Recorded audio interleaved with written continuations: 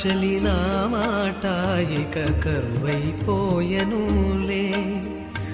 అధరముదరము నడుమను ఏదో అలజడి రేగెనులే.